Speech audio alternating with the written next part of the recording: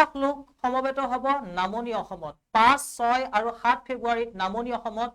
হাজাৰ হাজাৰ লাখ লাখ লোক সমবেত হ'ব নামনি অসমত বিশাল ইস্তেমা আয়োজন কৰা হৈছে নামনি অসমত দ্বিতীয় জন্নতলৈ পৰিণত হ'ব কুকিলা চাকলা পথাৰ লৈ আহিছো সবিশেষ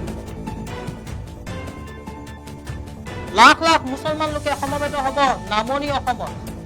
দ্বিতীয় জন্নতলৈ পৰিণত হ'ব কুকিলা চাকলা পথাৰ নামনি অসমত হ'ব বিশাল ইস্তেমা 12 জিলা খামৰি নামনি অসমত হ'ব বিশাল ইস্তেমা 5, 6, 7 ফেব্ৰুৱাৰীত বঙাইগাঁৱৰ কুকিলা চাকলা পথাৰত বিশাল ইস্তেমা আয়োজন কৰা হৈছে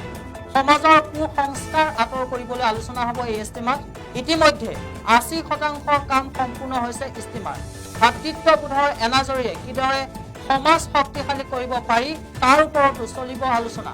পুনৰবাৰ জনাইছো দ্বিতীয় জন্নতলৈ পৰিণত হ'ব কুকিলা চাকলা পথাৰ নামনি অসমত হ'ব বিশাল ইস্তেমা 12খনকৈ জিলা খামৰি